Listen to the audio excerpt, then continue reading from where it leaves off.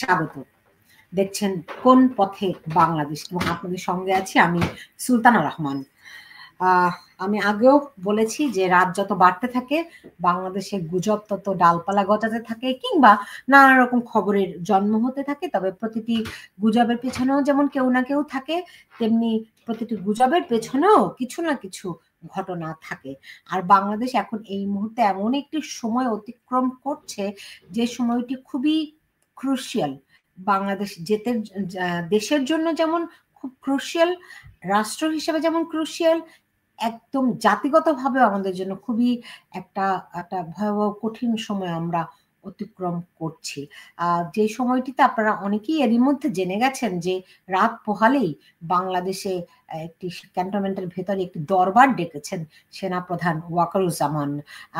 কেন তিনি এই দরবারটি ডেকেছেন এটি অনেকের কাছে একটি বিরাট বড় প্রশ্ন। কেন ডেকেছেন সেটির অনেকগুলো প্রেক্ষাপট এরই মধ্যে বলা হচ্ছে। সেই প্রেক্ষাপটগুলি নিয়ে আজকে কথা বলবো। এর মধ্যে প্রধানত আপনারা জানেন যে সেনাদের কয়েকজন বরখাস্তকৃত সেনা কর্মকর্তা বিক্ষোভ করছিলেন। এটি নিয়ে নানা রকম উত্তেজনা, বিদ্রোহ, এই পরিস্থিতির সৃষ্টি হয়েছে। রক্তপাতের আশঙ্কা করা হচ্ছে। যে কোনো অবস্থায় একটা বিশৃঙ্খলা, নাশকতার পরিস্থিতির সৃষ্টি হতে পারে এমন ভয় বিভিন্ন মহল থেকে আসছে। সেই প্রেক্ষাপটে কি সেনাপ্রধান এই দরবার ডেকেছেন আকস্মিকভাবে, নাকি এটি একটা নিয়মিত দরবার? সেই প্রশ্নটা যেমন এসেছে তেমনি এখন আমি যখন এই আলোচনাটি শুরু করছি তখনও ক্যান্টনমেন্টের ভেতরে দফায় দফায় বৈঠক হচ্ছে বলে একাধিক নির্ভরযোগ্য সূত্র জানিয়েছে। সেই বৈঠকগুলো একেবারে উচ্চপদস্থ কর্মকর্তাদের মধ্যে হচ্ছে এবং আজকে দিনভর তিন বাহিনী প্রধান বৈঠক করেছেন। এমনকি তিনজন আমেরিকান উচ্চপদস্থ কর্মকর্তা যারা সফর করছেন এবং আমেরিকায় ঢাকায় নিযুক্ত চার্জ দ্য অ্যাফেয়ার্স এর সঙ্গেও বৈঠক হয়েছে। সেখানে আরেকটি বিষয় খুব আলোচিত হচ্ছে যে নিরাপত্তা উপদেষ্টা খলিলুর রহমান, তিনি একজন আমেরিকান নাগরিক। একটি দেশের নিরাপত্তা উপদেষ্টা কখনোই বিদেশি কেউ হতে পারে না। শুধুমাত্র এই নিরাপত্তা উপদেষ্টা নয়, এই সরকারের বেশ কয়েকজন, বলা যেতে পারে অধিকাংশই বিদেশি নাগরিক, বিশেষ করে আমেরিকান নাগরিক। সেটি আপনারা অনেকেও নিশ্চয়ই এরই মধ্যে জেনেছেন কে কে রয়েছে। কিন্তু সবচেয়ে বেশি আলোচিত হচ্ছেন এই খলিলুর রহমানকে নিয়ে, কারণ তিনি নিরাপত্তা উপদেষ্টা। তিনি এককভাবে অনেক সিদ্ধান্ত কি নিচ্ছেন কিনা। করিডোর দেয়া, আপনারা জানেন যে মিয়ানমার সীমান্তে করিডোর দেয়া নিয়ে মূলত সেনাপ্রধানের সঙ্গে ডক্টর ইউনূসের বলা যেতে পারে একেবারেই মুখোমুখি অবস্থা। বিরোধ অনেক আগের থেকে থাকলেও কিন্তু এই সময়টিতে সেনাপ্রধান একেবারে স্পষ্ট অবস্থান নেন। তিনি জানিয়েছেন যে তিনি করিডোর দিতে সম্মত নন যদি না রোহিঙ্গাদেরকে মিয়ানমার ফিরিয়ে নেয়। এরকম বেশ কয়েকটি কন্ডিশন, তার উপরে চট্টগ্রাম বন্দর দেয়া হবে বিদেশিদের হাতে। এই নিয়ে পুরো একটা জল ঘোলাকর অবস্থা। সবকিছুকে ছাপিয়ে ক্যান্টনমেন্টে কি হচ্ছে তার মধ্যে আবার গতকাল থেকে খুব আলোচিত হচ্ছে যে সেনা প্রধানের জীবন নাশের হুমকির কথা আমরা শুনতে পাচ্ছি। সেখান থেকেও একটা, আপনারা জানেন যে এইগুলি কোনোটি কোনো ইতিবাচক কিছু নয়। ফলে বাংলাদেশ কোন দিকে যাচ্ছে এটি যেমন একটি বড় প্রশ্ন, তেমনি এই যে একটা প্রতিদিন একটা অস্থির সময় গত 9 মাসেরও বেশি সময় ধরে অতিক্রম করছে, এর যেন কোনো শেষ বা কুল কিনারা নেই। এরকম অবস্থায় কোন পথে বাংলাদেশ আপনারা দেখছেন, এবং আমি সুলতানা রহমান আপনাদের সবাইকে জানাচ্ছি স্বাগত। আমার সঙ্গে এখন অতিথি হিসেবে রয়েছেন ঢাকা বিশ্ববিদ্যালয়ের শিক্ষক, রংপুর বিশ্ববিদ্যালয়ের সাবেক উপাচার্য professor doctor Nazmul Hasan Kalimullah. Doctor Kalimullah, আপনাকে স্বাগত জানাচ্ছি। আমাকে বলেন কি আছে, আমি তো একটু সংক্ষেপে বলার চেষ্টা করলাম সার্বিক অবস্থা। আপনি যেহেতু আছেন এবং আমি জানি খবর রাখছেন আপনি, আমাদেরকে একটু যদি জানাতেন। ধন্যবাদ। ত্রিরত্ন বলে পরিচিত এক রত্ন আপনার মার্কিন মুলুকে থাকেন, তিনি একটা স্ট্যাটাস দিয়েছেন সামাজিক যোগাযোগ মাধ্যমে এবং সেখান থেকে জানানো হয়েছে যে আপনার দফায় দফায় বৈঠক চলছে আমাদের মাননীয় সেনাপ্রধানের সরকারি বাসভবনে। আবার তথাকথিত ত্রিরত্ন ছাড়া আপনার কাছে অন্য মাধ্যম থেকে এরকম খবর আছে কিনা আপনি সেটা বলেন। দেখুন, তারা ম্যাটার করে, সেজন্য আমি প্রসঙ্গক্রমে বিষয়টা নিয়ে আসলাম। আর আটলান্টিকের এই পারে প্যারিসে আরেক রত্ন যিনি বসবাস করেন, তিনি বলে দিয়েছেন যে কুপিত হওয়ার কোনো কারণ নেই, যাবতীয় যা কিছু হচ্ছে এটা আমাদের সপক্ষে, অর্থাৎ ত্রিরত্নের যে কনসার্ন তাদের সপক্ষেই হচ্ছে, অর্থাৎ ঘাবড়ানোর কোনো কারণ নেই বিপ্লবীদের, এটি তিনি বলবার চেষ্টা করছেন। এইরকম একটি পটভূমিতে আমরা ইন্ডিপেন্ডেন্টলি আপনার চেক ব্যাক করার চেষ্টা করলাম। সেখানে যেটি জানা গেল সেটি হচ্ছে আপনার সকালবেলা, আগামীকাল ঢাকার সকালবেলা সেনা সদরে দরবার আহ্বান করা হয়েছে, এবং আজকে রাতে যে বৈঠকগুলো হয়েছে আমাদের মাননীয় সেনাপ্রধানের সরকারি বাসভবনে, সেনা ভবনে, সেটাতে খুব একটা কনক্লুসিভ কোনো ইনফারেন্স ড্র করা যায়নি, এবং মোটামুটি সকল বিষয় আশয় নিয়ে আলোচনা হয়েছে। তবে পদস্থ কর্মকর্তা যারা, তাদের মধ্যে, এবং একটি ভাষ্য মতে আপনার প্রায় 40টি শকট ঘোড়ে কর্মকর্তারা এসেছিলেন, এবং তারা ইতিমধ্যে চলেও গেছেন। কারণ আপনার সকালবেলা যদি বৈঠক করতেই হয়, এবং আপনি জানেন যে ফর্মাল বৈঠক এগুলো উর্দি পড়ে আসেন সবাই, তো তার জন্য তো ন্যূনতম বিশ্রামের প্রয়োজন আছে। আর এখানে নানান রকমের নানান স্তরের কর্মকর্তারা সামিল হয়ে থাকেন। যেমন ৩রা অগস্ট 2024 ওই দরবারটি ছিল খুব ক্রুশিয়াল, বাংলাদেশের ইতিহাস বদলে দিয়েছে। তো আমার ধারণা আগামীকালের এই বৈঠকটাও সেরকম একটা ক্রুশিয়াল বৈঠক, এবং তাতে আপনার ইতিহাসের চাকা আবার ঘুরে যেতে পারে, সেই সম্ভাবনাও আছে বলে অনেকে মনে করছেন। ধন্যবাদ। জি জি স্যার, এই বৈঠকে কি বিষয় নিয়ে আলোচনা হতে পারে? যে ইস্যুস গুলো এখন ফোরফ্রন্টে আছে তার মধ্যে একটি হচ্ছে চট্টগ্রাম বন্দর, এবং আরেকটি হচ্ছে আপনার করিডোর, মানবিক করিডোর। এখানে আপনার প্রথম থেকেই এক ধরনের রিজার্ভেশন মেনটেন করে আছেন তারা, আপনার বিশেষ করে করিডোর ইস্যুতে। আর এখানে অ্যালাইনমেন্ট রিঅ্যালাইনমেন্ট যা হচ্ছে, আপনার নিশ্চয়ই খেয়াল করেছেন যে সম্প্রতি আমাদের মাননীয় সেনাপ্রধান তিনি রাশিয়া সফর করেছেন, আবার এর মধ্যে তার যুক্তরাষ্ট্র যাওয়ার কথা ছিল সেটি পোস্টপন্ড হয়েছে।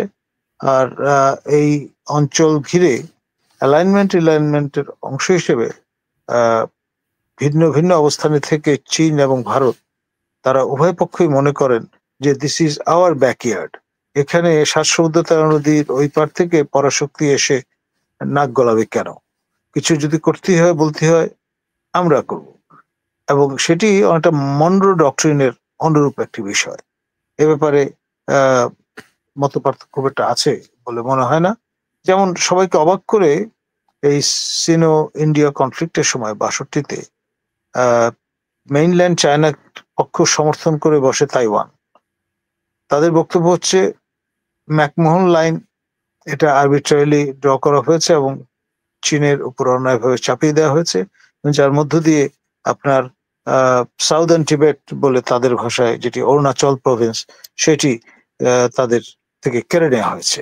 এবং সেটা নিয়ে তারা এখন পর্যন্ত দেন দরবার, ক্যাম্পেইন, অ্যাডভোকেসি, সে কাজগুলো করে যাচ্ছেন, এবং নতুন নামকরণও করেছেন তারা, যে অঞ্চলটিকে ভারত অরুণাচল প্রদেশ বলে দাবি করে। এখন এই যে বিষয়গুলো, এগুলো রিজিওনাল ইস্যু, রিজিওনাল ম্যাটার। এখন বাংলাদেশ হয়ে দাঁড়িয়েছে সব সম্ভবের দেশ, গুজবের একটা সংস্কৃতি তো আছেই, তারপরেও যা কিছু রটে তার কিছুটা তো বটে। সেই দৃষ্টিকোণ থেকে দেখলে আপনার যেই পরিস্থিতি পরিবেশ বিরাজমান, তা মোটামুটি খুব একটা যেটাকে আত্মপ্রসাদের কোনো সুযোগ নেই, এবং তৃপ্তির ঢেকুর তোলারও কোনো কারণ নেই। সবাই সস্নিগ্ধ এবং সবাই যে যার মতো করে ওয়াচফুল, কোনো সন্দেহ নেই। ধন্যবাদ। ওকে, এখানে একজন মন্তব্য করেছেন, কি কথা তাহার সাথে মধ্যরাতে সেনাপ্রধানের বাসায় এই মুহূর্তে জরুরি মিটিং হচ্ছে, প্রায় 40টি গাড়িতে এসেছেন জেনারেল, ব্রিগেডিয়ার এবং কর্নেল মহোদয়গণ, কি কথা তাদের সাথে মধ্যরাতে, দেশ রক্ষা না ভক্ষণ? ধন্যবাদ। আমি মাত্র তো এই সংখ্যাটা উচ্চারণ করলাম, সেটা রেফারেন্স হয়তো লোক দিয়েছেন।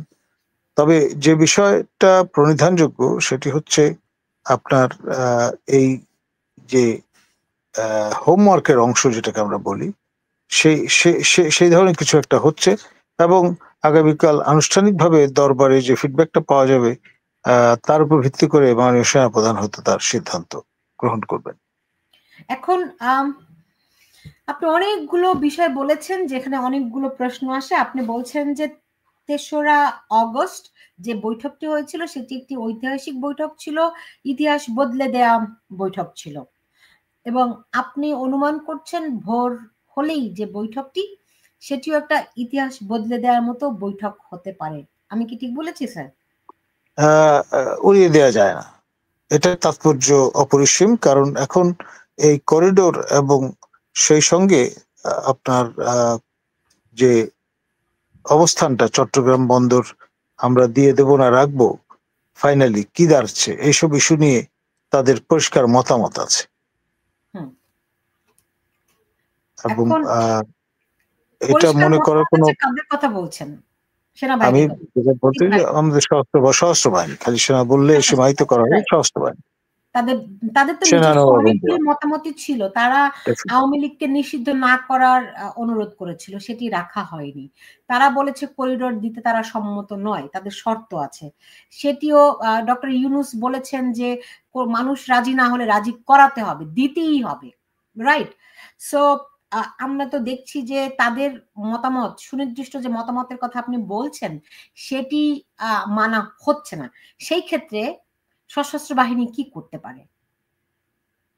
দেখুন, সশস্ত্র বাহিনী বাংলাদেশের সবচাইতে অর্গানাইজড আপনার প্রেশার গ্রুপ এক অর্থে, এবং তারা যদি একমত হন কোনো বিষয়ে এবং সেটি যদি এক্সার্ট করতে চান, সেটি খুব কঠিন কাজ নয়। আপনার 1/11-এর সময় আমরা দেখেছি কিভাবে বঙ্গভবনে কিছু উর্দি পড়া মানুষ মোতায়েন হয়েছিলেন, এবং মোখলেস মহোদয়ের যে এলাবাই, সেটাও কিন্তু আমরা জানি। এবং তারপর সেখানে দিলেন military secretary the president, honourable president general Aminul Karim ছিলেন, এবং সেখানে হাজির হয়েছিলেন জেনারেল বাড়ির মতো লোক। তো ফলে একেবারে টান টান উত্তেজনা বিরাজমান ছিল, এবং শেষ অবধি একটা চেঞ্জ পরিলক্ষিত হয়, তার প্রতিক্রিয়া সারা দেশে তার ছাপ পড়ে। এখানেও যদি কিছু হয় তাহলে তেমনটি হবে বলে অনেকে মনে করছেন। ধন্যবাদ। স্যার, আমি আমি যদি ভুল বলে না থাকি, 1/11 এর সময় আমি তো তখন বাংলাদেশে, এবং আমি তখন খুবই অ্যাক্টিভ রিপোর্টার ছিলাম। তখনও কিন্তু এরকম প্রতিদিনই গুজব আসতো। এখন যেরকম আমরা গুজব দেখি, বলি যে এগুলি গুজব, আসলে তো এগুলো সত্যি সত্যি সেই অর্থে গুজব নয়। অনেক কিছু, অনেকগুলা পক্ষ বিভিন্ন রকম প্রভাব খাটাতে থাকে, যে কারণে একটি কথা বদলে আরেক রকম হয়। মানে এক একজন তার মানে ওই যে কার্ড খেলার মতো ট্রাম্প কার্ড এক একজন এক একজনের দাম দিতে থাকে, ফলে ঘটনাক্রম বদলাতে গিয়ে বদলাতে বদলাতে একটা জায়গায় গিয়ে সেই পাপ হয়। ফলে এখন আমরা যে কথাগুলি শুনি পুরো বাতাসে, সেগুলো যে সব ফেলে দেওয়ার মতো তা তো নয়, এটা আপনিও জানেন। 1/11 সময়ের অভিজ্ঞতাটা আপনাকে বললাম, তখনও অনেকখানি এরকমই আসতো। তা কিন্তু এটার প্রেক্ষাপটে দাঁড়িয়ে যদি এইটুকু বলি যে এর বাইরে আবার উল্টাটিও ঘটে। যখন আওয়াজটি বেশি আসে, যখন কোনো আশঙ্কার কথা বেশি বেশি শোনা যায়, তখন সেই আশঙ্কাটি ঘটে না স্যার।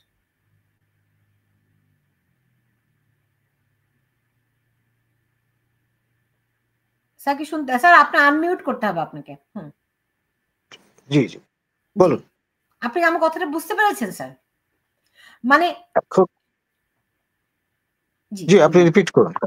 মানে আমি বলতে চেয়েছি যে মানে সবসময় গুজব ভিত্তিহীন, মানে গুজব গুজব নয়, এর পেছনে কিছু না কিছু ঘটনা থাকে, সেই প্রেক্ষিতে অনেক কিছু ওটার মধ্যে যুক্ত হতে থাকে। হ্যাঁ, এটি যেমন সত্য, তেমনি অনেক কথা যখন বাতাসে বেশি বেশি ঘুরতে থাকে তখন ওটির বাস্তবায়ন আর হয় না। এখন যত রকম কথা শোনা যাচ্ছে আহ সেগুলোর ক্ষেত্রে আপনার কাছে কি মনে হয় যে ওগুলো মানে ওই যে কে কার উপরে এসে বেশি প্রভাব খাটাতে পারে সেই প্রক্রিয়াটি যেমন চলে? আপনি একদম শুরুতে যেমন বলছিলেন যে যে তিনজন প্রভাবশালী তারা বলছে যে তাদের পক্ষেই ঘটনা ঘটছে। এখন আসলে দুই পক্ষই আপনার সমর্থক বা সিম্পাথাইজার বিদ্যমান, এটা সঠিক। তবে এটা দড়ি টানাটানির খেলার মতো, কে কত বুদ্ধি খাটিয়ে কোন দিকে নিয়ে যেতে পারে সেই বিষয়টা উড়িয়ে দেওয়া যায় না। এখন এখানে যে বিষয়টা প্রণিধানযোগ্য সেটি হচ্ছে আমাদের মাননীয় সেনাপ্রধান জেনারেল ওয়াকারুজ্জামান, তিনি এই সরকার আসার পরে অব্যবহিত পরে রয়টারকে একটা ইন্টারভিউ দিয়ে বলেছিলেন যে তারা মোট 18 মাস দেখবেন, পূর্ণ সমর্থন দেবেন এবং তার মধ্যে নির্বাচনের ফিল্ড বিল্ডিং এর কাজটি করে ফেলতে হবে। এখন অবস্থার দৃষ্টি যেটি মনে হচ্ছে, কখনো সংস্কারের কথা বলে, কখনো স্থানীয় সরকার পরিষদের ভিক্টোরিয়ার নির্বাচনের কথা বলে, কখনো আপনার বিচার করবার কথা বলে, এবং সর্বশেষ এই করিডোর ইস্যুতে, সব মিলিয়ে চিন্তা ভাবনাটা হচ্ছে এরকম যতদিন পর্যন্ত এক্সটেন্ড করা যায়। আর যেখানে যে ফাঁকটা খুঁজে পাচ্ছেন সবাই, সেটি হচ্ছে বরাবরই নির্বাচনের কথা বলা হয়েছে, কিন্তু কি ধরনের নির্বাচন, কোন নির্বাচন সেটি কিন্তু সুনির্দিষ্ট করে বলা হয়নি, এমনকি রোড ম্যাপও দেওয়া হয়নি, তারিখও ঘোষণা করা হয়নি। তো সবকিছুই কিন্তু ধোঁয়াশার মধ্যে। সে কারণেই আমাদের রাজনৈতিক দলগুলো এবং নেতৃবৃন্দ তারা কিছুটা হতাশ, কারণ তার ম্যানিফেস্টেশন আমরা তাদের বক্তব্যেও কিন্তু খুঁজে পাচ্ছি। জি, এখন সেটিতে একটু প্রসঙ্গ আছেই, নির্বাচন নিয়ে তারা আসলে শুধুই জল ঘোলা করছে। আমরা দেখেছি যে প্রধান উপদেষ্টা প্রেস সেক্রেটারি তিনি শফিউল আলম, তিনি বলছিলেন যে তারা নির্বাচন তাদের যে কোনো সময় যখন দরকার তখন দিবেন, তারা যে কোনো সিদ্ধান্ত নিতে পারেন, যে কোনো সিদ্ধান্ত নেওয়ার ম্যান্ডেট তাদের আছে, অনেক রকম কথা তিনি বলেছেন। আমি ওই প্রসঙ্গগুলিতে যেতে চাই না, কিন্তু আজকে সেনাপ্রধানের সঙ্গে যে আমেরিকান 3 উচ্চপদস্থ কর্মকর্তা বৈঠক করেছেন, এই বিষয়ে যদি স্যার একটু কিছু বলতেন। তার আমি যেটি শুনতে পেয়েছি, এগুলি তো সুনির্দিষ্ট কেউ বলে না, যে কারণে অনেক সময় শোনা কথাকেই মূল্য করতে হয়, কারণ কথা তো বাতাস তৈরি করে না, কেউ না কেউ তৈরি করে কোথাও না কোথাও থেকে। সো যেটা শুনতে পেয়েছি স্যার, যে তারা তিনজনই চট্টগ্রাম বন্দর এবং মিয়ানমারে করিডোর দেওয়ার ব্যাপারে জাতিসংঘের যে সিদ্ধান্ত বা জাতিসংঘের যে অনুরোধ সেটি রাখার জন্য সেনাপ্রধানকে চাপ তৈরি করেছেন। দেখুন, নানান রকমের ঘটনা ঘটছে, বৈঠক, পাল্টা বৈঠক, এগুলো রিয়ালিটির অংশ, অস্বীকার করে কোনো উপায় নেই বা লাভও নেই। এখানে আপনার আন্তর্জাতিক সম্প্রদায়ের পক্ষ থেকে পরাশক্তিগুলো কিন্তু যথেষ্ট মনোযোগ নিবদ্ধ করেছে। রাশিয়ান ফেডারেশন বলুন, পিপলস রিপাবলিক অফ চায়না বলুন, তাদের জন্য এটা খুবই গুরুত্বপূর্ণ একটি অঞ্চল। আর এর পাশাপাশি আপনার মার্কিন যুক্তরাষ্ট্র বলুন, যুক্তরাজ্য বলুন, ইউরোপীয় ইউনিয়ন বলুন, কিংবা ফর দ্যাট ম্যাটার ইসরায়েল বলুন, সবারই কিন্তু দৃষ্টি আছে এই অঞ্চলের ওপর। তো সব মিলিয়ে আপনার পরিবেশটা থমথমে, এবং যেহেতু দুটি দেশের মধ্যে একটি দেশের সঙ্গে আমাদের সীমান্ত হারিয়ে গেছে, এবং যদি আরাকান আর্মি প্রিভেল করে যায় তাহলে চিরতর হারিয়ে যাবে। তো সেই কারণে আমাদের জন্য এটা যথেষ্ট গুরুত্ব বহন করে। আমাদের মনোযোগী হতে হবে এবং এই যে কোয়াগমেয়ার, তা থেকে আমাদের প্রতিবেশী শক্তি নিশ্চয় কিভাবে বেরিয়ে আসতে পারে সে ব্যাপারেও কিন্তু আমাদের একটা ভূমিকা রাখতে হতে পারে। এখানে খলিল মহোদয় যতই যা কিছু বলেন না কেন যে এটি তারা করবেন, কে কি বললো না বললো তাতে কিছু যায় আসে না।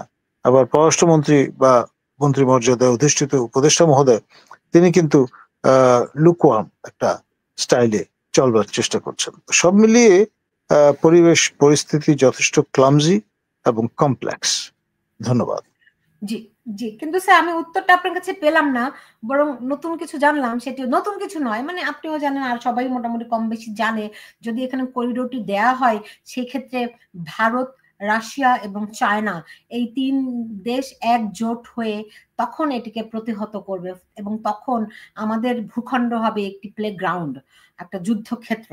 এটি তো আমরা বুঝতেই পারছি, আপনি সেইটাই একটু ইঙ্গিতপূর্ণ ভাবে বললেন। কিন্তু আজকে যে আমেরিকান 3 জন উচ্চপদস্থ কর্মকর্তার সঙ্গে সেনাপ্রধানের বৈঠকের বিষয়টি সম্পর্কে একটু হলেও ধারণা আপনি দেন। যেটি অবশ্য অসমর্থ সূত্রে জানা গেছে যে সেনাপ্রধান সাফ জানিয়ে দিয়েছেন যে করিডোরের ব্যাপারে তাদের আগ্রহ নেই। আবার কেউ কেউ বলছেন যে যদি নিশ্চয়তা দেওয়া যায় যে রোহিঙ্গা শরণার্থীদের ফেরত নেওয়া হবে এবং তাদের নাগরিকত্ব প্রদান করা হবে, সেই স্বীকৃতি তারা অর্জন করবেন, তাহলে তারা কোঅপারেট করবে, এরকম একটি ভাষণও শোনা গেছে। হ্যাঁ, এটা আবার নতুন শুনলাম। এটা এটা এটা আগে শুনিনি। যাই হোক, তাহলে এটা নতুন শুনলাম। সেই ক্ষেত্রে আমি এটাও শুনতে পেয়েছি কালকে, মানে এই সেনা সেনা সদস্যদের সঙ্গে কালকে যেই দরবার আছে, কালকে বলতে এই ভোরবেলায়, বাংলাদেশের ভোরবেলাতে যে দরবার আছে সেনা সদর দপ্তরে, সেই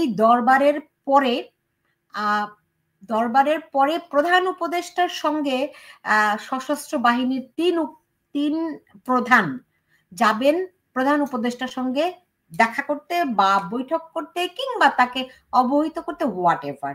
এই ব্যাপারে আপনার কাছে সুনির্দিষ্ট কিছু আছে? দেখুন, যেটি শোনা যাচ্ছে যে কালকের দিনটা বা টেকনিক্যালি স্পিকিং আজকের দিনটা খুবই গুরুত্বপূর্ণ। এটা তুলনীয় 3রা নভেম্বরের 3রা আগস্টের সঙ্গে। কারণ হচ্ছে এই যে 3রা আগস্টই ফেট সিল্ড হয়ে গিয়েছিল শেখ হাসিনার, এবং যখন আমাদের দেশপ্রেমিক সেনাবাহিনীর সশস্ত্র বাহিনীর সদস্যগণ এই সিদ্ধান্ত উপনীত হলেন যে কোনো অবস্থায় তারা জনগণের বিপক্ষে অবস্থান নেবেন না, অর্থাৎ তারা গুলি বর্ষণ করবেন না, গুলি চালাতে অস্বীকৃতি মতো একটি অবস্থানে তারা চলে গেলেন। তারপরেই কিন্তু দেখলাম সবিস্ময়ে যে ডি ডে, অর্থাৎ যেই দিন এই ঘটনা ঘটবার কথা সেটি একদিন আগিয়ে আসলো, 6 তারিখের বদলে 5 তারিখ, এবং সেই 5 তারিখেই সেই ফেটফুল ডে যাবতীয় যা কিছু মঞ্চস্থ হওয়ার তা হয়েছে, তা ইতিহাসের অন্তর্গত আমরা জানি। এখানেও সেরকম একটি বিষয় ঘটলেও ঘটতে পারে, হু নোজ। মানে আপনি কি কোনো কু কিংবা কোনো সামরিক শাসনের কথা বলছেন, মার্শাল লর কথা বলছেন? দেখুন, এটি আপনার অতীত স্মৃতির অংশ এখন, কারণ মার্শাল রুল আর কখনো জারি করার সুযোগ নেই বাংলাদেশের মতো দেশে। যেটি হবে সেনা সমর্থিত অন্তর্বর্তী সরকার, তৃতীয়টি, এটি ফিজিবল এবং সেই দিকেই সম্ভবত হাঁটছে আমাদের দেশ, slowly but surely. Slowly but surely 3 বার বলেন স্যার।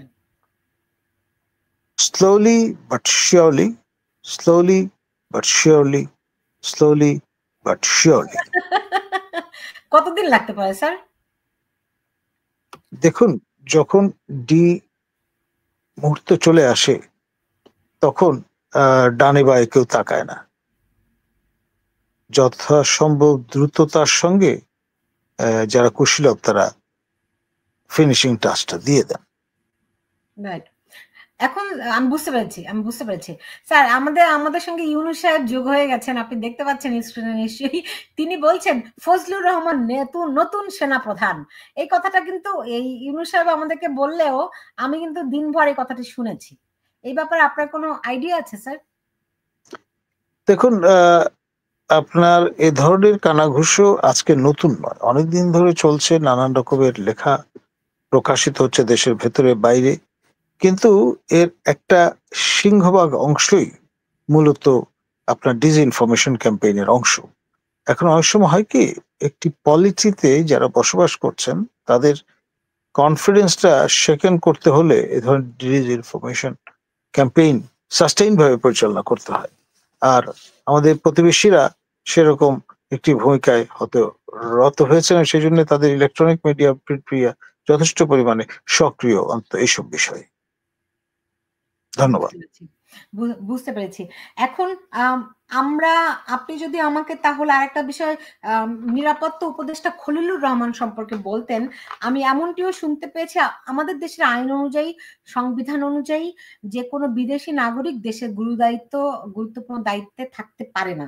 সেক্ষেত্রে খলিলুর রহমান নিশ্চিতভাবে একজন বিদেশি নাগরিক, মানে তিনি আমেরিকান নাগরিকা। সেই ক্ষেত্রে আমি এমনটিও শুনতে পাচ্ছি যে এটি নিয়ে আপত্তি জানাতে প্রধান উপদেষ্টার কাছে যাবেন কালকে বা আজকে, এই বই দরবারের পরে। এই ব্যাপারে আপনার কোনো কিছু জানা আছে কিনা? দেখুন, আপনার আমাদের যে ইতিহাস প্রতিরক্ষা মন্ত্রণালয়ে, সেখানে পদাধিকার বলে সবসময় আমরা দেখেছি যিনি সরকার প্রধান, অর্থাৎ মাননীয় প্রধানমন্ত্রী বা মাননীয় প্রধান উপদেষ্টা, তিনি আপনার প্রতিরক্ষা মন্ত্রণালয়ের দেখভাল করে থাকেন। এখন এরশাদ শাসনামলে আমার জানা মতে একজন প্রতিরক্ষা প্রতিমন্ত্রী নিয়োজিত হয়েছিলেন, অর্থাৎ বিএনপির অন্যতম প্রতিষ্ঠাতা, যিনি সাবালক মন্ত্রী বলে পরিচিত ছিলেন, মশিউর রহমান জাদু মিয়ার জ্যেষ্ঠ পুত্র শফিকুল গনি স্বপন। এবং তিনি ইন এ স্টাইল কাজ করতেন, আমি তার সঙ্গে ব্যক্তিগতভাবে পরিচিত ছিলাম, এবং পার্টিসিপেন্ট অবজারভারের মতো তার কার্যকলাপ প্রত্যক্ষ করার সুযোগ বা সৌভাগ্য আমার হয়েছিল। অর্থাৎ তিনি বলেই নিয়েছিলেন তার নিয়োগকর্তার কাছে যে তিনি এই মন্ত্রণালয়ে যতদিন দায়িত্বে আছেন তিনি সারা রাত কাজ করবেন, সারাদিন ঘুমাবেন। অর্থাৎ তার বাসায় অফিস করবেন তিনি, ওই প্রতিরক্ষা মন্ত্রণালয়ে গিয়ে চেয়ার টেবিল সাজিয়ে নর্মালি যেভাবে অফিস করা হয় সেটি করবেন না, এবং সেটি কথা কাজে তিনি মিল রেখেছিলেন। এখন তিনি বাদে এই প্রথমবারের মতো একজন বেসামরিক ব্যক্তি তিনি এই মন্ত্রণালয়ের যে জব ডেসক্রিপশন আছে তার মধ্যে মাথা দিয়ে বসেছেন। অর্থাৎ অধিকার বলে বর্তমানে মাননীয় প্রধান উপদেষ্টা প্রতিরক্ষা মন্ত্রণালয়ের দায়িত্বে আছেন, তার কাজে সহায়তা করার জন্য আপনার অতিরিক্ত দায়িত্ব হিসেবে আমাদের মিস্টার রহমানকে সংযুক্ত করা হয়েছে। এখন মিস্টার রহমান বললাম এই কারণে, তিনি নিউ ইয়র্কে পরিচিত রজার রহমান হিসেবে আর বাংলাদেশে পরিচিত খলিলুর রহমান হিসেবে, একই ব্যক্তি ভিন্ন নামের পরিচয় তিনি হাজির করছেন।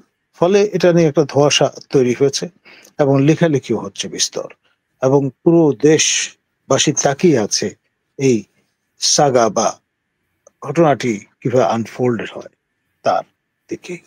ধন্যবাদ। স্যার, আপনি অনেক কথা বলেন কিন্তু কিছুই বলেন না।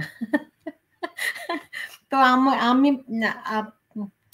মানে খলিলুর রহমান থাকবেন কি থাকবেন না এই ব্যাপারে বলেন। আইনত তো তিনি থাকতে পারেন না, তিনি বিদেশি নাগরিক। এমনকি প্রফেসর ইউনুস, তাকেও বলা হয় তিনি বিদেশি নাগরিক। তিনি, আপনি জানেন যে কংগ্রেসের অ্যাওয়ার্ড পেয়েছিলেন, যেটি সাধারণত আমেরিকান নাগরিকরা পান। তিনি বলা হয়েছিল তিনি প্রথম মুসলিম আমেরিকান যিনি কংগ্রেসের ওই অ্যাওয়ার্ডটি পেয়েছিলেন। এটি তার ইউনুস সেন্টারের যে ওয়েবসাইট সেখানেও এটি ছিল। তিনি যেদিন, এখন মজাটা হচ্ছে তিনি যখন প্রথমবারের মতো দ্বার পরিগ্রহ করেন, তাকে যে কন্ডিশন দেয়া হয়েছিল সেটি হলো তাকে স্ত্রীর ধর্ম গ্রহণ করতে হবে, এবং সেটি সম্মতি দিয়েই তাকে দ্বার পরিগ্রহ করতে হয়েছিল। এবং তার যে ব্যালেরিনা প্রথম পক্ষের কন্যা, তিনি সেই ধর্ম প্র্যাকটিস করেন, এমনটি জানা গেছে। তো ফলে আপনার এখানেও কিছুটা মিল আছে আপনার রজার রহমানের সঙ্গে তাঁর, এবং দুজনেই যেহেতু loyal to United states of America, America great, এই ধারণার প্রতি, ফলে বিশ্বস্ততার সঙ্গে মার্কিন জাতীয় স্বার্থ রক্ষার গুরু দায়িত্ব তাদের ঘাড়ে। হারকুলিয়ান জব, এবং ন্যাচারালি এটা কুসুমাস্তীর্ণ পথ নয়, কণ্টকাকীর্ণ, এবং মার্কিন যুক্তরাষ্ট্র চাইলে কিনা করতে পারে, আবার তার যে সীমাবদ্ধতা সেটাও কিন্তু হিসাবে নেওয়া দরকার। পৃথিবীটা এখন আর ইউনিপোলার নয়, মাল্টিপোলার একটা পৃথিবীতে পরিণত হয়েছে। সুতরাং সেই বিষয়টাও কিন্তু উড়িয়ে দিলে চলবে না, বা ভুলে গেলে চলবে না। আমি স্যার এটাও শুনেছি যে এই বিষয়ে একটা চূড়ান্ত সিদ্ধান্ত তাদেরকে নিতে হবে, হয় তারা বাংলাদেশি পাসপোর্ট রাখবেন অথবা তারা আমেরিকান পাসপোর্ট রাখবেন। আমি এমনটিও শুনেছি যে বলা হয়েছে যে প্রধান উপদেষ্টা ডক্টর মোহাম্মদ ইউনূসের লাল পাসপোর্ট বানানো হয়েছে, মানে তার কোনো সবুজ পাসপোর্ট বা বাংলাদেশি পাসপোর্ট ছিলই না, সো তাকে বানাতে হয়েছে। তার মানে পাসপোর্ট না থাকলে তিনি এতদিন কিভাবে আসা যাওয়া করেছেন, তার অন্য দেশে পাসপোর্ট হয়তো তিনি, এরকম শোনা যাচ্ছে, কিন্তু কোথাও থেকে এটা ক্লারিফিকেশন করা হয়নি। কিন্তু আমি যেটি শুনতে পেয়েছি যে এই 2-1 দিনের মধ্যেই এটি চূড়ান্ত করতে হবে যে তারা, আপনি জানেন ডক্টর আলী রিয়াজ তিনি দীর্ঘদিন ধরে আমেরিকায় বসবাস করছেন, আরো মানে অন্তত 8 থেকে 10 জন এই সরকারে রয়েছেন যারা আমেরিকান নাগরিক। বলতে পারেন যে আমেরিকা বাংলাদেশ চালাচ্ছে আমেরিকান নাগরিকরা, রাইট? তো এটি আমাদের মানে বাংলাদেশের আইনে এটি বেআইনি, এটি পারা যায় না।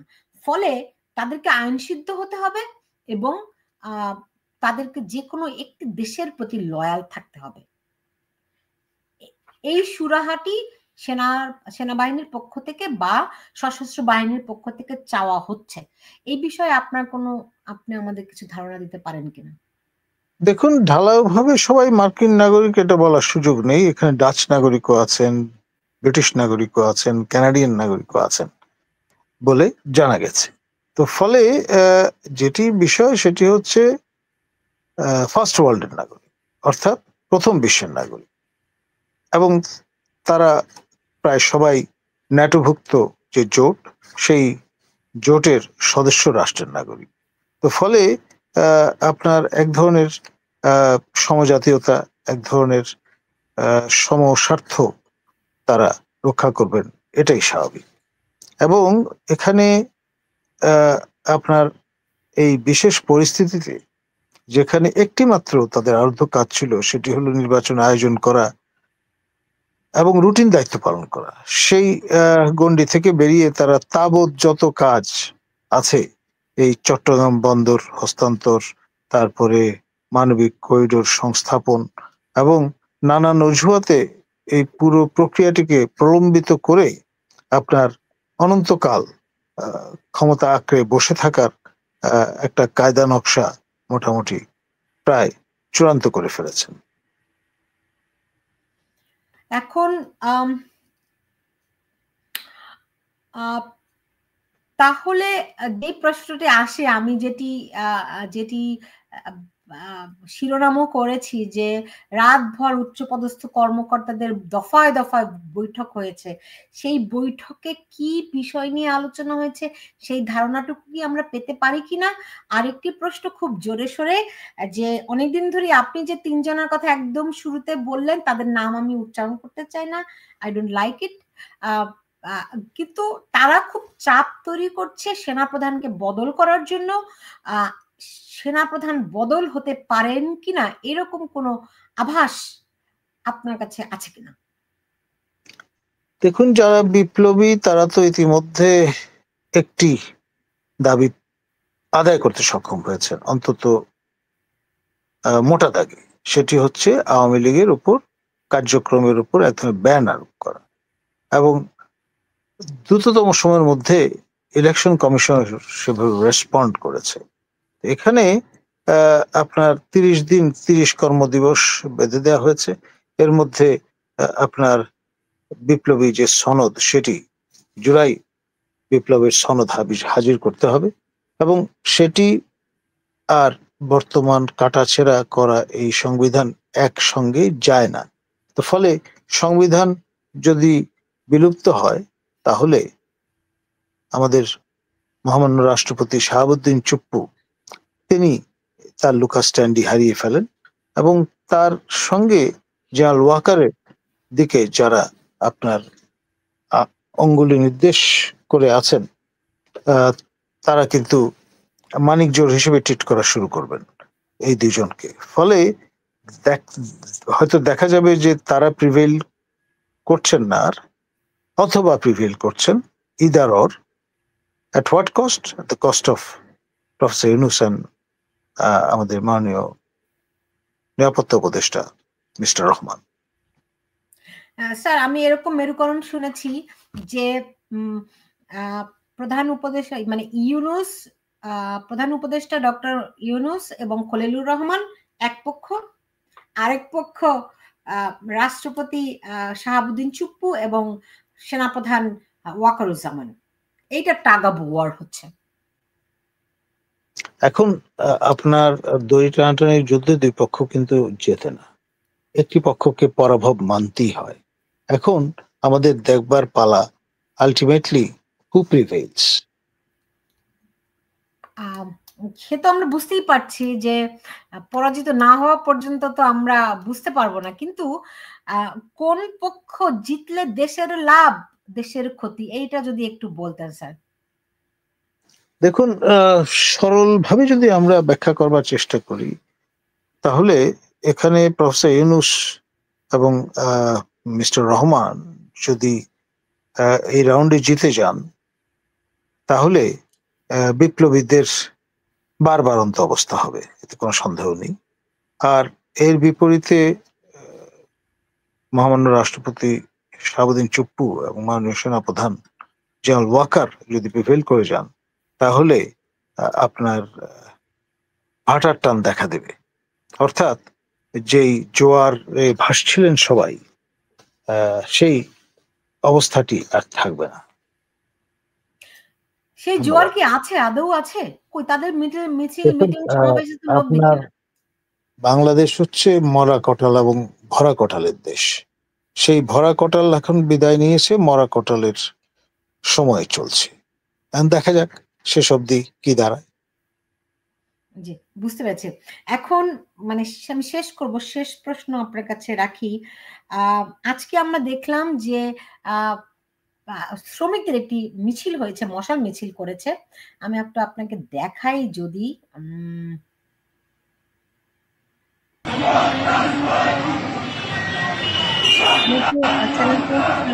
দেখাচ্ছি।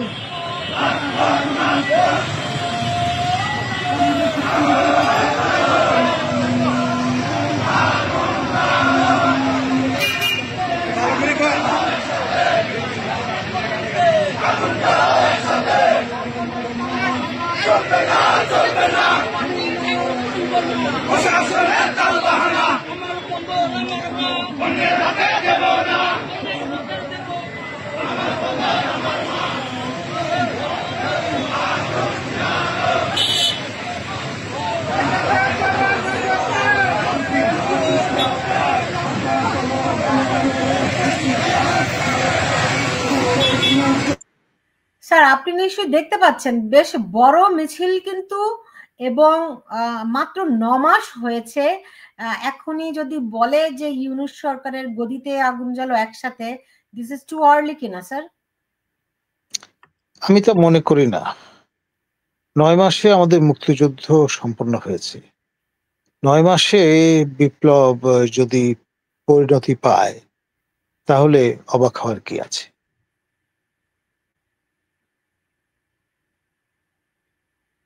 কোন বিপ্লব পরিণতি পাবে? আপনি কিসের কথা বলছেন? 5 অগস্টের বিপ্লব। 5 আগস্টের তো কোনো বিপ্লব হয়নি স্যার। দেখুন, এটা দৃষ্টিভঙ্গির ব্যাপার। যারা এর প্রপোনেন্ট তারা তো বিপ্লবী দাবি করেন এবং ক্ষুব্ধ প্রতিক্রিয়া ব্যক্ত করেন যদি কেউ বলে এটি আন্দোলন কিংবা অভ্যুত্থান। আপনি রাইট। এখন তারা তো চায় জুলাই ঘোষণাপত্র খুব দ্রুত ঘোষণা করা হোক। তারা শিফট করেছে, তাদের 5 মাস পরে গিয়ে মনে পড়েছে একটা ঘোষণাপত্র হওয়া উচিত ছিল। তারা অনেকভাবে শিফট করেছে, যদিও বলা হচ্ছে তারা তাদের পরিকল্পনা মতো অগ্রসর হচ্ছে। আসলে কি তাই হচ্ছে? এখন দেখুন, এই যে শিফট হওয়াটা, এটা নিখুঁত যেই পরিকল্পনা তারই কিন্তু অংশ। আপনার মিটিকুলাসলি ডিজাইন। সুতরাং এটি খেয়ালের বশে তারা করেছেন তেমনটি নয়। আর গাড়ি চালানোর সময় তো অনেক সময় আমরা ব্যাক গিয়ারে যাই, সেটি যদি চালানোর সুবিধার্থে করা হয় এবং মনে করা হয় সঠিক, তাহলে এখানে অসুবিধা কোথায়? যদি সেটি বলেন স্যার, সেক্ষেত্রে যদি আমি প্রশ্ন তুলি যে বাংলাদেশে এই যে আমি যেই মানুষকে দেখছি এত দ্রুত তারা একতাবদ্ধ হচ্ছে বন্দর দেবে না, হ্যাঁ, এই অবস্থা যদি চলতে থাকে, আপনার কি মনে হয় যে তারা টিকতে পারবে? বাংলাদেশের মানুষ, ঠিক আছে, বাংলাদেশের মানুষ আবেগী, তারা আবেগে ভাসে, আমরা ট্রু, এটা যেমন সত্য, কিন্তু একবার যখন মানুষ বুঝতে পারবে যে তাদের দেশ অন্যের দখলে চলে যাচ্ছে, তাদের দেশ কি বলবো যে বিক্রি হয়ে যাচ্ছে, মানুষ রুখে দাঁড়াবে। আমি তো এরকমই বিশ্বাস করি। দেখুন, এই জল হাওয়ার দেশে, কাদামাটির দেশে মানুষ খুবই শান্তিপ্রিয় এবং স্থতগতি সম্পন্ন থাকে না সময়, কিন্তু যখন একবার পালে বাতাস লাগে এবং তখন মুহূর্তে সবকিছু ওলটপালট হয়ে যায়। এবং এরকমের চিত্র আমরা অসংখ্যবার পরিদৃষ্ট করেছি। ভবিষ্যৎ অতীতের সাক্ষ্য বহন করে। সুতরাং এখানে অবাক হওয়ার কিছু নেই। ধন্যবাদ। জি, বুঝতে পেরেছি। কিন্তু আমি আমি শেষ প্রশ্নটি আপনাকে রাখি, কালকে সকালবেলায় আপনার প্রত্যাশাটা কি বলুন? আমি যেটি মনে করি যে আমাদের এই পলিটিতে সবচেয়ে বড় মারটা খেয়েছে শৃঙ্খলা, আইনের শাসন এবং যেই নতুন ধারা সৃষ্টি হয়েছে সেটি হচ্ছে মবক্রেসি, মব কালচার। এটা কোন অবস্থায় সুস্থতার পরিচয় বহন করে না। এবং যদি এই রাষ্ট্রটিকে টিকে থাকতে হয়, ইনস্টিটিউশনগুলো রক্ষা করতে হবে। আর ইনস্টিটিউশনগুলো রক্ষা করতে হলে শৃঙ্খলার কোনো বিকল্প নেই। এই ধন্যবাদ। শৃঙ্খলা যখন ভেঙে যায় তখন তো সহজে আর শৃঙ্খলা আসে না স্যার। তারপর আমরা অপেক্ষা করব যে কি ঘটে সেটি জানানোর জন্য। এর মধ্যে আমরা দেখেছি যে ধরেন একজন একজন মানে আর্টিস্ট, একজন চিত্রকর্মী, রাইট, নুসরাত ফারিয়া, তাকে আটক করা হয়েছে। বৈষম্যের বিরুদ্ধে আন্দোলন করে তারা তারা বিপ্লব তথাকথিত কিংবা অভ্যুত্থান করেছে, অথচ তারা কোনো কিছুতেই কিছু না, কোনো কিছুকেই গ্রাহ্য করছে না। কোনো আইনের শাসন দূরের কথা, সবকিছুকেই তারা তুড়ি মেরে উড়িয়ে দিচ্ছে। এই অবস্থা কখনোই কোনো দেশের জন্য, জাতির জন্য, কোনো সমাজের জন্য মঙ্গল কিছু তো হয় না, যে যার পরিণতি আমরা বাংলাদেশে দেখতে পাচ্ছি। কিন্তু এই অবস্থা যেমন চলতে পারে না সত্য, তেমনি নিশ্চয়ই কোনো রক্তপাত আমাদের কাম্য নয়। সেটি না ঘটুক, বরং খুব সুন্দর করে একটা উত্তরণের পথ আমরা খুঁজি।